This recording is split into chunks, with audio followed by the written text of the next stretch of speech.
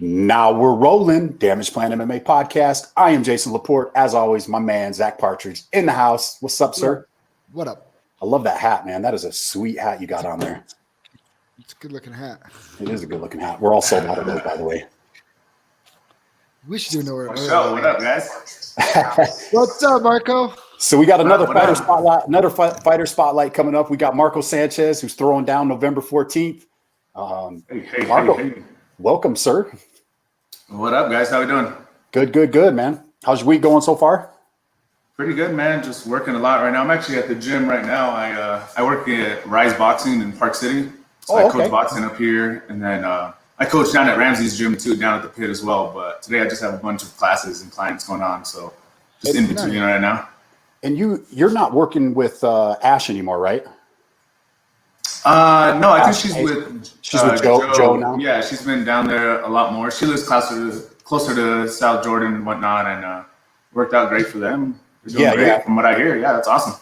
Yeah, I think she's got a fight scheduled in a couple weeks on ESPN. I think because she turned pro, if I'm not mistaken. Oh yeah, I did see that. That's great. I'm really happy for her. She's a really awesome person. We're great friends outside of training as well. So wish her nothing but the best. Hell yeah, you're doing well. For those that don't know, I'm talking about her because that's how you and I met, was through her. We met at the mountain. Yeah, that's right, man. It feels like it's been a while since then, huh? It's been 2 years, maybe. Dude, it's been a minute.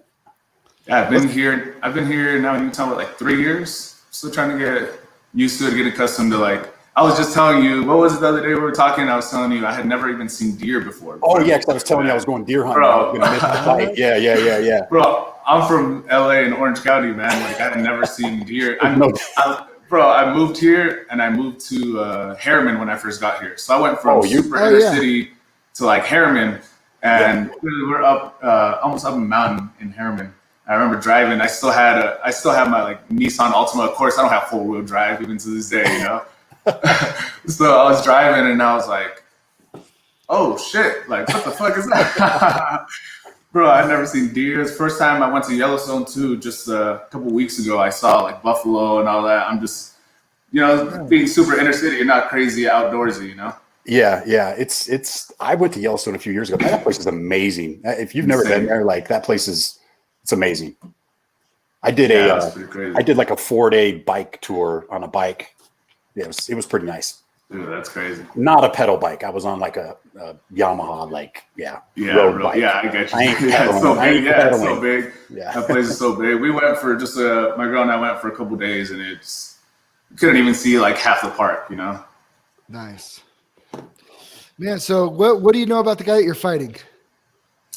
Israel. I just know he's from Nevada, Southpaw.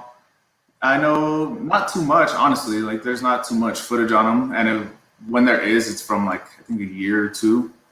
Okay. Prior, so you guys know how that is, especially young in the game, and you're just coming up, pro or amateur. I could watch tape, and you're a completely different fighter the next fight, you know. So you never know. Yeah, for sure. Main thing I'm working on is just that he's a southpaw, so just keeping my foot on the outside of that lead leg and just working, man. Just focusing on me. Don't teach people how to beat southpaws now. Yeah. No, that's good. What? Yeah. So what are some? I mean, so I look at I'm looking up your fight history here. You've had some tough losses, but one thing that you look at too is all the guys you fought are super tough. Yeah, man. Even I always tell everybody, whether it was amateur or pro, I always try to take the toughest fights. Guys like Tracy or even Ty, nobody wanted to fight those guys, you know, nobody wanted to fight them when they come up. I know how the fight game works in the back, you know, I know guys that want to fight them. I believe in my skills, and of course, there's mistakes that happen in the fight game, but that's how you learn, you know. For me, it's a marathon, not a sprint, so just comes from trial and error. Same thing like jiu-jitsu or anything you want to get good at. You're going to make mistakes, but you learn, come back from them, and, you know, just try to do a better job the next time. What has it been like for you? I mean, is it that mindset? What's it been like for you? Because obviously, you start your pro career, 0-2 is not where you want to be or where you envision. So mentally, what's it like for you to keep bouncing back from that?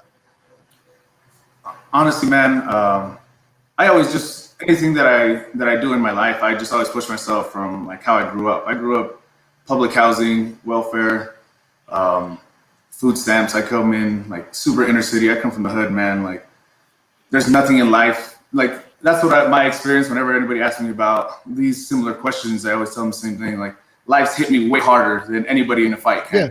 Wins or losses come and go, man. Like it's just how you react to them. You know, to me, it's in the past. You learn from them, and it is what it is, man.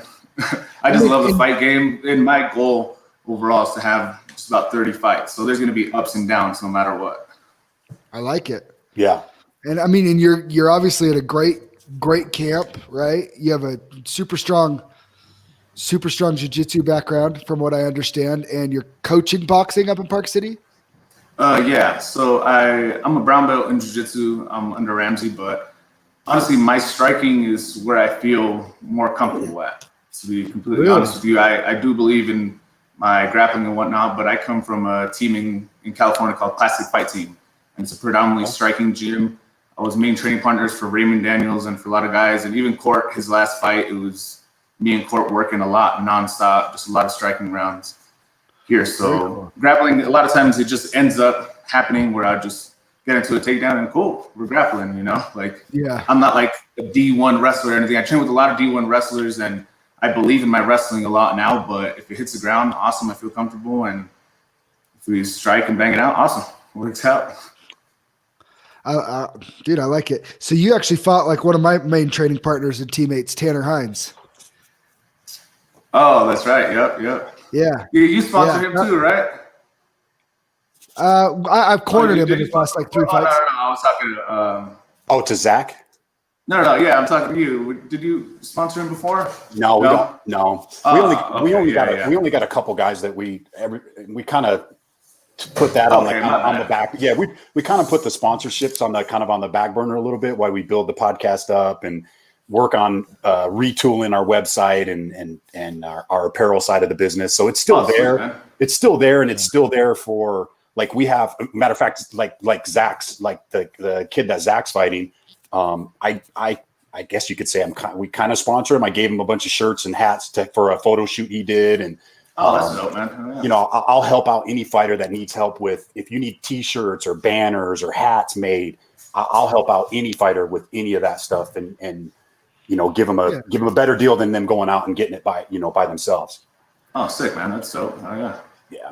Sorry, my bad. You're saying, Zach? Go ahead. No, you're good. He's we go back and stuff, but I mean that's what I knew. I'm like, the dude's legit because like, man, I know how tough it is to take down Tanner, and you took him down pretty easy. And the main thing, a lot of people say it's from the takedown, but if you watch the fight again, I know it was a short fight, but it came from the striking. I established my range first. Exactly. I established my range first, and we all know, everybody here knows, like, Tanner hits hard, you know, he's a heavy hitter, so, like, you don't want to get touched by that dude, you know? Yeah. Whatever personal thing, he was talking a lot of shit before the fight, and, like, the main thing, if you want to talk shit, that's cool, man, but when you start tagging yourself on my girl's pictures and stuff, then it's like, all right, man, like, now it's on site, you know? Did he do that? Wow. I think it was a picture that she had posted. I think it was like a fight poster or something. And for me, like, I take that personal, man. I come from the hood. Like, for me, I wanted it to be like, even now, like, honestly, I've seen him at fights. I wish him nothing but the best, dude. It's not, once the fight's over, I don't care, man. It is what it is, you know? But for me, it was like, I know I'm a technical striker, so I felt that was him kind of trying to make it like, all right, I'm going to get under his skin and just try to make him want to fucking hit me, you know? Like, the way he hits, man, like, I'm good, man. For me, like, my buddy Raymond is the type of dude, what's he saying? He's like, I treat fighting like Christmas. It's better to give than receive. You know, and like, I'm the same way, man. I want to look the same way after the fight that I do before. So that was, honestly, when I fought him, that was a game plan. Just stay long, find my shots, and the opening for the takedown was just there, man, and just fell into it and worked out. That was a value. I felt like that was a valuable lesson for Tanner, but for me too. And I try to explain this to people because I think very highly Tanner. Obviously, he's one of my best friends. I've cornered him for a lot of fights. He's been there for me for my fights. But I was like, there's no reason to talk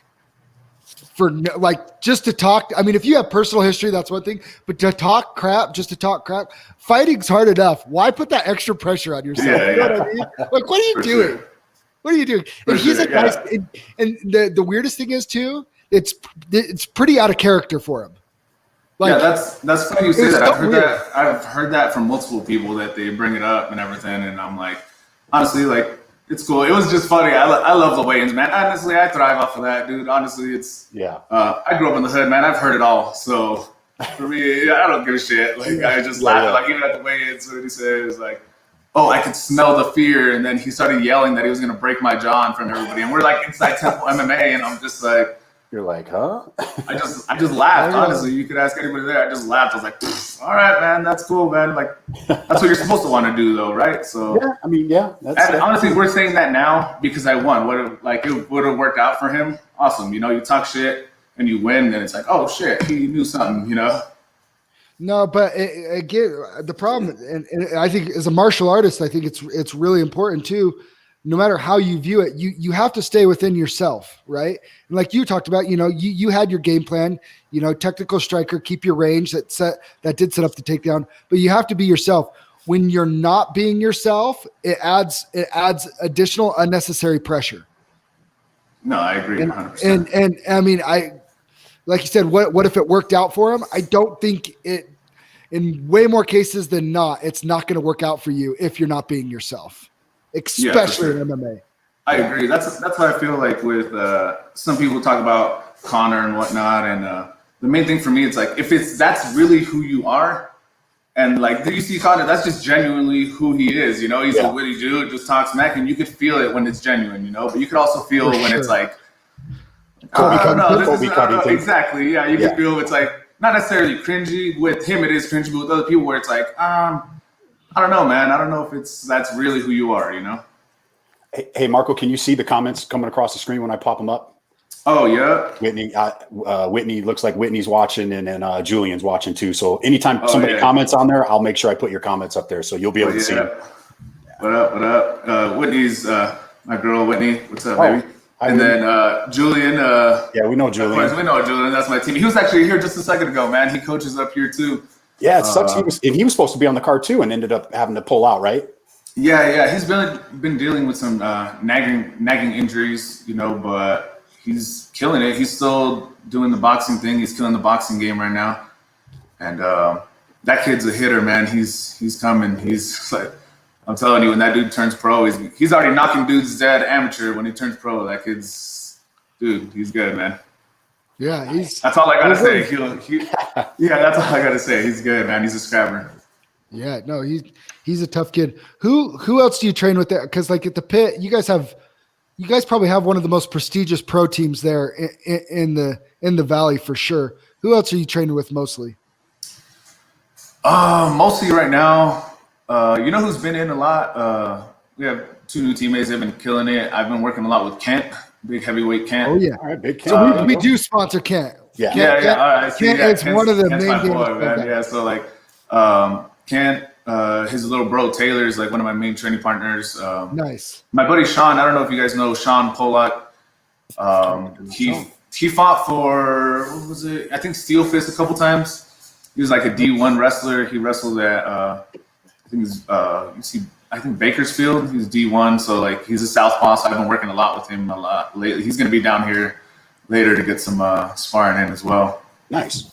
And of course with Ramsey, Court, a lot of the guys, and then Steve's been in there a bunch too. So I see Steve and just a bunch of the guys, man. Honestly, that's what I love about that gym. There's no off rounds, Yeah. Everybody that goes in there is Mitch, Sula, everybody, whenever anybody's in there, like there's no off round. Every single round, there's not a time where it's like, oh, fuck yeah, I get to rest, Yeah. Anytime I see one of the guys, I'm like, oh, shit, like, I gotta go with Kent. All right, cool. And then the next round, right away, it's like Mitch. It's like different styles as well, so you just got to be able to mix it up. For sure. Let's see. So you're fighting at 185. So you are one of the bigger ones at the gym, though, right? Obviously not besides Kent, but. Yeah, besides Kent, yeah, I'm the only one. Me, and we actually have this new guy. He's from the Dominican Republic. Man, he's a big boy, and he's had a couple. His name's Starling. He has a couple fights in the DR, and I think he had a couple amateur and 1 pro. And he's been actually one of my main training partners too. He's a big dude, super athletic. Like, we're gonna try to get him to fight maybe next year sometime. But that kid's really good, and he's one of the other guys that's like a big guy that's at 85 that I work with a lot. Very cool. What do you what do you see like your schedule like obviously the goal is to win. We don't overlook anybody, but the goal is to pick up a W and move on. How fast would you like to turn around and fight again? Fingers crossed everything's all healthy and good to go. God willing, man, I wanted to fight 3 or 4 times this year, and with COVID happening, I was signed to, I think I was with Steel Fist for a little bit. I was signed to fight Schaefer. I was supposed to fight like Thomas Harper. I was supposed to fight different guys. I was signed a few different times. So the goal would be like, man, if I could fight in 2 weeks, I'll fight in 2 weeks. So as soon as I can, like I want to stay active, especially like you said, I started off 0-2, but I've been ready to fight, man. Man, I think that fight with you and Cole has to happen at some point. Yeah, for sure, man. That'll be a fun fight. Awesome. Yeah, that'll be an awesome fight. Yeah. That'd be an awesome fight. That was the one that was scheduled right before the shutdown, right? Yeah. Wasn't that it was with Thomas first, and then Thomas, they rescheduled us, and then he said he couldn't fight on a certain date, and then Cole said he was fine. I was like, cool, I've seen him fight. I'm a fan. I'm down, I like watching his fights, and I think it'd be an exciting fight for sure. Like even with him, or even later on, once Tanner, if he decides to turn pro, I'm sure, especially with all the guys here at 85, even you and Isaac, like you're a good dude, but like 85, there's not like a huge deep pool. We're all gonna end up fighting each other regardless, like one way or another, we're gonna end up fighting each other, and like it is what it is, It'll be a habit. Yeah. We'll have a good time, go scrap it out, go have a drink after, You guys are too big for me. I'm going down to 170 when I go pro. Are you gonna go back to 70? Oh yeah, dude. Bro, I used to do 70, and my body was like, nah, we're good, man. We're not doing that anymore. Because I fought, so I was 4-1 as an amateur in MMA, and then Muay Thai I was 2-1, and I would fight like at 175, and then I would fight at 170 sometimes. And the last time I did it, I don't think I did it smart. I think I can make 170 if I really wanted to, but I'm good, man. Like, rather enjoy my life. Feel good. I train with Tanner, and I know how hard he hits, and I'm like, I don't want to do that. Like, I'm gonna hang out at 170. You guys are all beasts. I don't know. It is what it is. Like, we'll figure it out. But you're right though. Hey, Julian, watch it. I'm Julian's insurance agent, and I'll cancel your policy, bro. That's funny. He actually told me that earlier. That's so funny. No, I just tease. Like you said, it's cool. One thing that I'm really enjoying for myself, this campus, we actually had my opponent on the podcast. It's the first time I've gotten to talk to him. Hey, how was that? I heard some of that. It was cool. That was cool. That's cool. It was all good until he made fun of me. So homeboy walks around at like low 180s, right? Yeah. So he's already on weight. It was my birthday earlier this week. And he's sending me pictures of eating cake and stuff because he knows I'm not anywhere near walking around 185. And that's funny, man. I'm funny because I'm laughing because it's not me, That's the only reason I'm laughing because it's not. I'm like, oh, okay. Now I really want to punch you in the face. Before it was friendly, but now it's on, dude. Making fun of me during weight cuts. That was a good one. Sucking down all my water. It was cool, but like you said, I think what's been fun for me for this too, though, is going into a fight with somebody that I already like and respect and have like we've had a little bit of interaction with each other, and then we get to go in there and fight and be cool before and after. I've never really had a ton of that before, and I think I think it's going to be fun. But as I'm doing these podcasts, like I do realize I'm interviewing a lot of people that are probably potentially future opponents. Yeah, for sure. Yeah, that's gonna happen, man. Especially the fight game's so small, we're all gonna end up fighting each other eventually. Doesn't matter. It is what it is. I'm just gonna sit back and watch. Yeah, exactly. It'll be fun, man. Jason has to fight.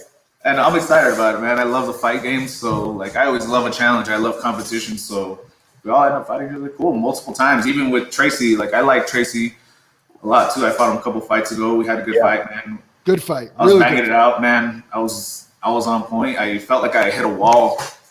That's one thing I noticed now from amateur to pro is just letting things happen, letting things set up where it's like amateur, the rounds sometimes a shorter amount in minutes, right?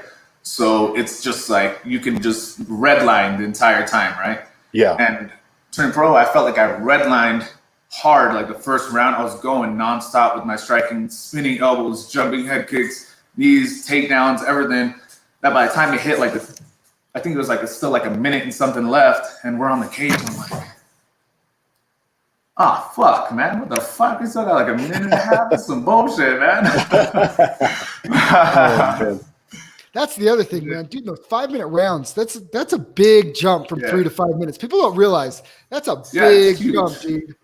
Huge. I wish amateurs, they would have just kept everything at 5s, you know? Like maybe your first couple fights, 3s, and then 5s after that. That's just my opinion. What do you think? Dude, so this is actually what it isn't a horrible take. I almost think there should be almost like a pre-amateur. Like your first 2 fights, maybe, but there's just two distinct levels of amateurs, right? There's the new guys that are green, and then there are the guys that have been around for a minute and probably looking to go pro in the next couple fights. I would like to see the amateurs have the ability to be like, hey, listen, I'm about to go pro, you're about to go pro. Let's make this 5-minute round. Yeah, instead of a flat roll. We said the same thing with head kicks. Listen, I'm about to go pro. That's funny. I was about to say the same thing. You know, I'm about to go pro. You're going to go pro. Let's allow head kicks for our fight. Cool. As long as they both agree on it, like, I think you should let them. Yeah, I think I agree with the same thing. Like at least like 3 fights. You have 3 amateur fights or 2, then you have the option of like, I think Camo, like California has that kind of sanctioning where it's like they'll let you wear like the really thin shin pads, but you can head kick. Oh, right. Interesting. Yeah. Yeah. So like they do that. And like, yeah, exactly. Yeah. And I feel like that kind of stunts your growth a little bit. Like you're not used to seeing head kicks come out. Yeah, of course you can drill it in the gym, but when somebody's throwing at you 100% in a fight, you know, you're not used to seeing those kicks or anything like that. And like, honestly, even amateur, real talk, like I would throw push kicks as high as I could just so everybody gets one warning, you know? So I would just throw it just enough so it's like, oh. Dude, and the ref's like, hey, man, keep them down. And I'm like, hey, all right, cool. But at least they have to acknowledge it, you know? Whether they're going to come shoot or anything, it's like, yep. Yeah. Well, dude, even if it doesn't land. My first amateur fight, I took a shin right to the jaw, dropped me. I don't remember the fight at all. Don't remember the fight at all. I won. I don't remember any of it. I've seen the video, but and the ref said you ducked into it. And then later I talked to my opponent and he goes, no, I was trying to kick you in the head. I didn't know that. Take that. I mean, like, and then when I found that out, I'm like, well, if like the ref might interpret it that they leaned into it, like, like, you know how you kind of lean into like a body kick? Yeah. He thought that I was doing that and it just came right over the top and just clank, you know? No way. Yeah. Right. Yeah. It's like nut shots, man. I've been nut shot so many times. And then one of my friends said that one time as a joke. Obviously, I'm not going to try to nut shot anybody on purpose or anything. But he's like, oh, everybody gets one warning, dog. Who cares? Like, fuck it. It happens. Just dude, it's the eye pokes. Yeah. Same thing like with cage. When somebody grabs a cage, I think it should be automatically no warning. If it's like a clear grab, you get a point deducted on no matter what. Spot. But a lot of times they'll grab the cage 2-3 times and still they give him like 3 warnings. Stop. Like he already lost the position. He already stood up, you know, like I say that with eye pokes. I said, you want eye pokes to stop? Automatically take a point. Fighters will figure out how to. They got to figure out. Yeah. True. But some people have like ET fingers, so that'll get through. You know, I don't know. But no, like but I remember somebody said they're like, what would happen? Like, what's the defense to that? Like a heel hook, right? Like Tracy got you in a heel hook, right? It's like, what the defense in a heel hook? I'm like, if somebody's trying to rip my knee apart, I'm gonna take my finger and drive it knuckle deep into their eyeball, and I'm gonna get a point taken away. But I'm not gonna warn him. Yeah. I was trying to punch him, you know. Dude, it's crazy, man. Marco, you're pretty active in the jiu-jitsu scene too, right? You've done a few tournaments recently, not too long ago. Yeah. I compete consistently. So I did Grappling Industries, and then I did. What was the last big one I did? I did PGI, like the Prudent Browns Invitational. Yep. Yeah, that was fun, man. I think I did the brown belt division, brown purple. I went to the finals with Wrath. That's right. Yeah. I remember seeing that. Yeah, man. It was Raf's fun, man. from California too, isn't he? Yeah. He's from LA too, man. Shout out, Raf.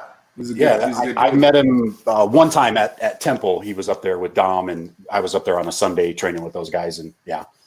Hell yeah, he's good peoples, man. We've grappled together a few times even before the tournament. So it was fun. Like in the finals, we were just having a good time, talking smack during the final. Not necessarily smack, but like I get it. We were in a I forgot what position we were just standing in. I was like, "Are you gonna shoot or are you gonna pull guard?" And then he's like, "I don't know, man. We're just in front of the crowd, just messing around. It was a good time."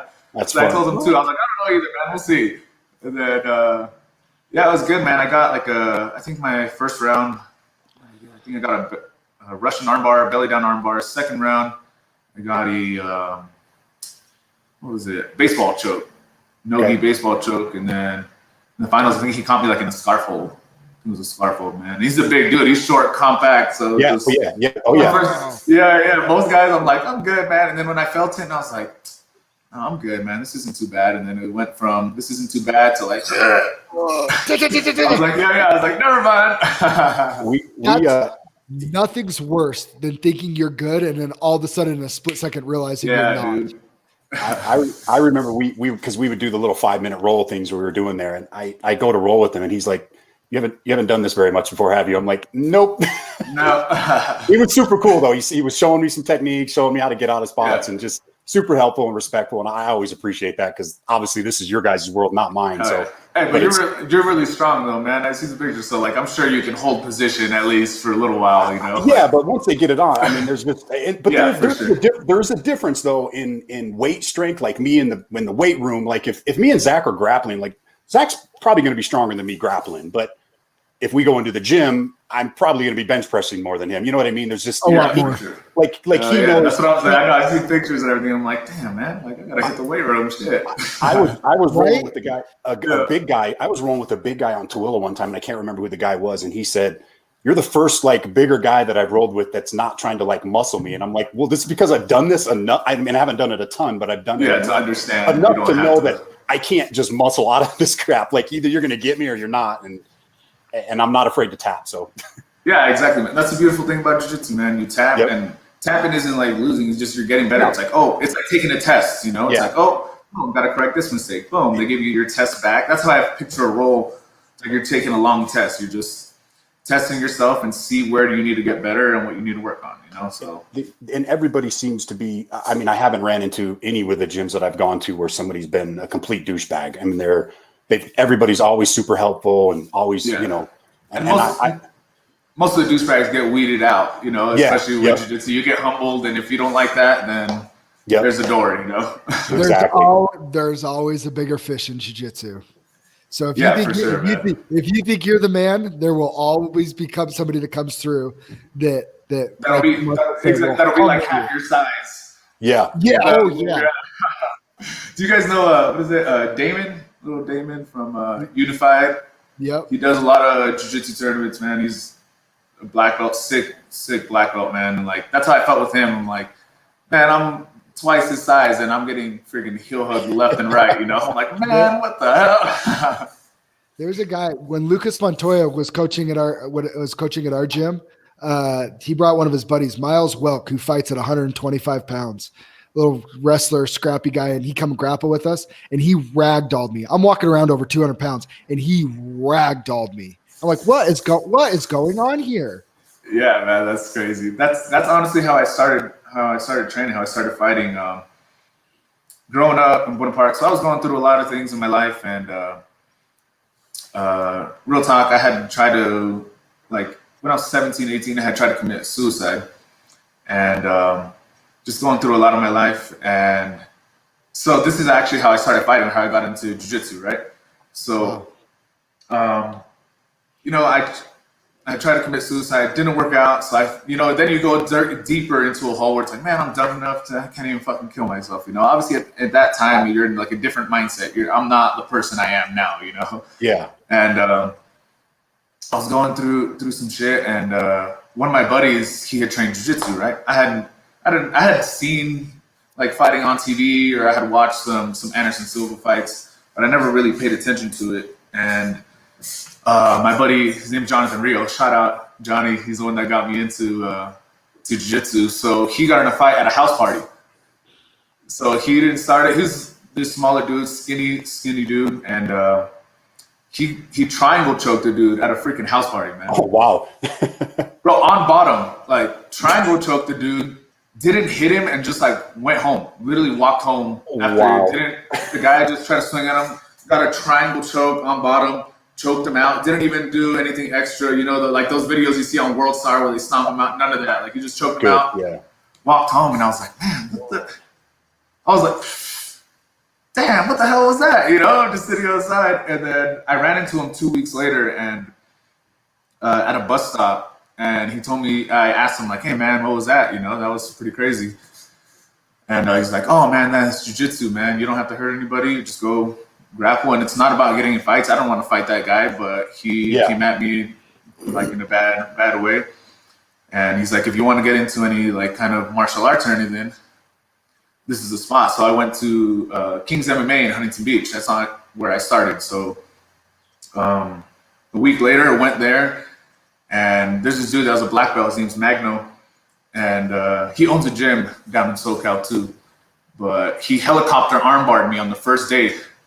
I was like, he's like, I think he fought 155, and bro, I had no idea, but I just walked in, man. I had never done it, you know, and I'm like, this fool, like, I'm 6'2", you know, at that time I was like 220, 230, so I was like, he's not going to do anything to me, you know? Yeah. He picked me up, helicopter armbarred me, and he did it with a smile, you know? He's like, hey, good job, man. Yeah, you're right. I was like, you know, walked to the back of the line with the tail tucked between my legs, but I was like, man, that was cool. I don't know what that was, but that was pretty dope. And then it's crazy, man. Then from there, honestly, I was just hooked. It was the only time that I didn't feel anything. Like, you know, you guys know, like, I'm sure you feel that same way when you're lifting weights or when you're grappling or striking. It's like nothing else in the world matters. Anything that's going on off the mats, all you're focused on is the technique, sharing energies with other people. And that's honestly one of the reasons that I stayed. And then 6 months later, they asked me like, hey man, you want to take a fight? And I was like, all right, yeah, cool. Sure. I think once you're training in it, you almost kind of want to test yourself. It's kind of like, it's kind of similar to being like in the Marine Corps. I hear a lot of people talk, you know, when you go on deployments and you hear people say, oh, they got to go on deployment, you know, they probably don't want to do it. But if that's what they're doing every day and that's what they're training for every day, you better believe that that's what those guys want to do. Like that's their job. And I think as you start training more jiu-jitsu and mixed martial arts, and, you know, you kind of want to test yourself and see where you're at. Yeah, for sure. I mean, honestly, for me, it's more than anything is just, I love the lifestyle, you know, that's why I love coaching now. It means a lot to me because and growing up, I didn't come up with much. And my parents, even God willing, they live a much longer life, but when they pass away, they're not going to leave me money or anything like that. You know, if anything, they just left me with great morals, a great work ethic, and, you know, just being a good person overall. And that's what I want to leave. You know, I never know if my time is, you know, 5 minutes from now or a year from now, 2 years from now. That's what coaching is for me. Is like, I leave a piece of me with you no matter what. Like, things get taken from you in life, whether it's cars, money, things come and go, but knowledge is something that can never be taken from you. So for me, that's why I love coaching and I love learning, man. That's why I love the martial arts like lifestyle, just because of that. It's like you share so much on and off the mats. And like all my really close friends now are just people that I've met on the mats. Yeah. It's so addicting. I love the camaraderie and just the, how do I put it? Just the realness of the mixed martial arts community. It's like, I mean, I'm in the fitness industry. So the fitness industry, you guys see it on Instagram. It's fake. There's a lot of, you know, women posting their butt pictures, which I don't mind, but you know, it's just everybody's doctoring up their pictures and Photoshop and, hey, look at me. And you don't see that. I mean, me being in that industry and then being so closely to the MMA community, there's just a realness. There's a respectfulness about the MMA community. And I mean, I just appreciate it. I love it. I find myself gravitating more towards that than the fitness industry. I just love it all around. Yeah, for sure. And I'm sure, Zach, I agree, because, man, there's people that look on the outside looking in and they're just like, man, there's a bunch of guys that just fight in the cage and everything. No. And there's a misconception. They're always, like in any part of life, there's always that one guy that ruins it for everybody else, you know? And even when I've met certain people, yeah, exactly. I've met certain people and they're actually like, man, you're actually like really nice. And I'm like, I don't know what the fuck you expect me to be like. Like, I'm just me, you know? Like, that's just what I do. Like you go to your normal job and you go do a 9 to 5. I just go fight in a cage, man. It's not like still a normal person off the mats, you know? And what I love about it is it's welcoming them all walks of life, right? Yeah.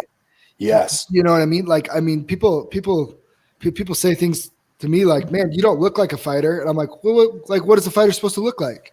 Because my religion, and I don't have tattoos, and I own a couple businesses. I'm married. I have 3 kids. You have a comb over? I have a little comb over. Like, You know what I mean?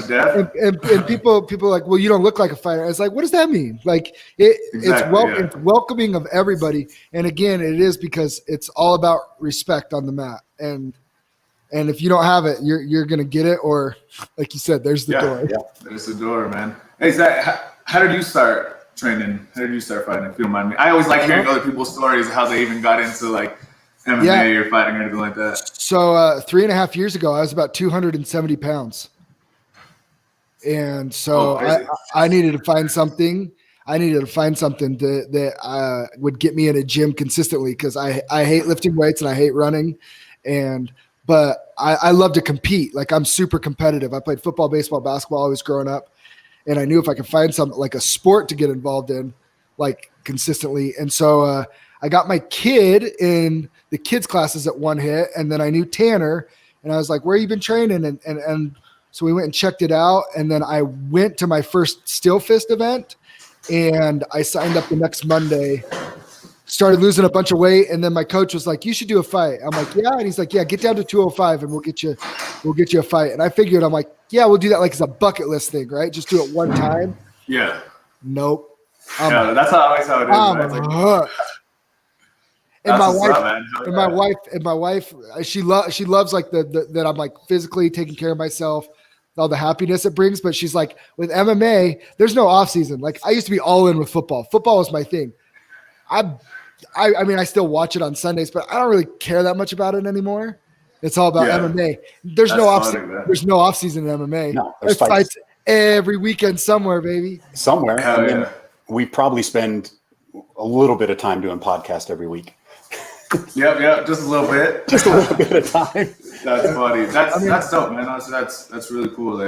That's how you started, you know, like that journey, and even just getting fit. Look how you look now. You know, fighting at 185, you're gonna fight 170. That's dope. And went from 270. That's and I think that's part of it. I think that's part of the reason why I want to fight at 170 so I could at least say, like, dude, like, I lost 100 pounds, you know, at some point. But yeah, the sport. More than competing to me too, and I love to compete. It's like the relationships at the gym. Like when I'm hurt and I can't go to the gym, I still like going and watching the classes and just be around it, you know. Just that energy, positive energy, feed off of it for sure. For sure. Hell yeah, man. Yeah, man. Well, Marco, do you have any sponsors you want to give a shout out to? I'm still working with some sponsors right now, so honestly, not now till we get some things ironed out, but. Okay. You know, I do want to give a shout out to my family back home in Cali. Like, I love you guys, and Classic Fight Team. You know, I love you. The Pit SLC down over here too, in Buena Park, California. I'm always repping. Right on, That's right on. Much it, man. We'll make sure after we air this, probably in the next couple of days, we'll have the audio version out so that people that can't view this can listen to it on the podcast. So hopefully, everybody in California. Hey, Julian's right here. You want him to come say what's up real quick? Hey, come here. Hey, come over here. Step over here. He's over here real quick. We're just talking about your ass right now. I'm trying to watch it, but it's come on in. Here, I don't know if I can do it without the headphones shit here. Tell Julian, I want to know about that. Oh yeah, you're good. The mic's on that one, Doug. Hello? I want Julian to tell us about that story about the guy trying to steal his car. Oh, my dog, right here, yo. Bro, I couldn't wait to hear about the first time. You want like the full story? Hey, I don't care. Well, so pretty much, I left my car at my house, and me and my roommate went to go work, and when I came back, it wasn't there. So I called the cops, and nobody, officer didn't show up to my house, and to like file a police report or anything. So me and my friend went and looked for it. We went for like 45 minutes and then we found it.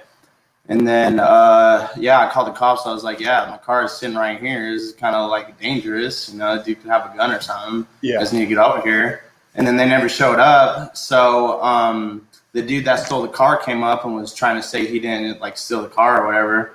And then he reached in his pocket and I had my friend with me.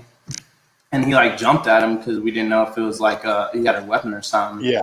So then when he jumped at him, he pulled out the keys to my car. So then I was like, I saw and I knew they were my keys, and I just told him to stand back real quick, let me handle it, and then I just beat the dude up. The 3-piece with the soda. Yeah, 3-piece with the soda. Yeah. Glide right on out of there. Yeah, I had to beat him up a couple times. Dude was like methed out, so he was getting up. So in other words, don't steal a car from a MMA fighter, boxer. Like, are you a pro boxer, Julian, or still amateur? I'm just an amateur, yeah. So okay. I'm getting ready to turn pro. I wish I was on this card. You know, I was planning on being on the card, but I can't really grapple right now. And I could probably like hope for like a long shot and like catch them on the way down. I've been training with people and like catching them people as they're coming in. But I don't want to risk it, and plus I kind of want to submit this dude because we got a little bit of history.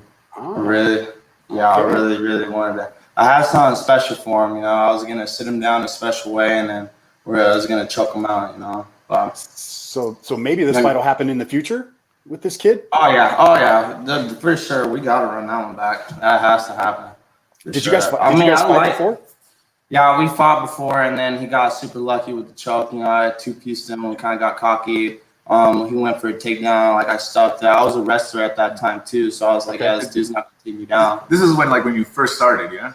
Yeah, it was probably like my third or fourth fight, and it was like my very first time fighting for a title, and it was in front of my hometown too. So, and I was in training in St. George at the time, and he was training in Cedar City, so then it was like a rivalry thing. I let everybody down, so I gotta get that one back. Gotta get it back. All right. Well, if Cody's listening, we know what I gotta let my boy Lehigh handle him now. So that's right, Lehigh. We're trying to get him on. He wanted to come on this weekend, but it's like, dude, we got fights tomorrow. It's like, you guys got the champ right here. We got Marco on. You already knows us up. Don't miss that one. You already know. Yeah, we always get this.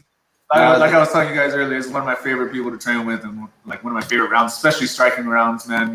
We're both solid strikers, man. So we go at it all the time. It's dope, man. He's like I said, once he turns pro, man, he's gonna be. Even now, he's killing the game. He's gonna get those golden gloves, amateur, and then I've watched his boxing. Julian. Yeah, I appreciate that, man. But you guys, this dude's really been like turning his career around. He's taking a little layoff, but like nobody's really seen him except for me because he's been up here, like at Rise at Park City and working in the shadows and stuff and focusing on. So I've seen real improvement in this dude and freaking like by many folds. And he was not not good. He was already freaking at this level, but he's been super focused up. He's the only one that beats me up in the gym nowadays. I like it. But were you going to say something, Zach? I was going to say, Julian, there's another fight. I don't know about you, but I think that you and Cole Faust are the best 155ers in the state. Oh, that one kid with the long hair? That trains you? I already tried to fight him. Where? Freaking who was it last? Still Fist. I think it was on that last Fierce card. It was for that outdoor thing. Oh yeah, yeah. I think I heard about that. Did you find him or you were supposed to? No, I was trying to find an opponent. I remember that.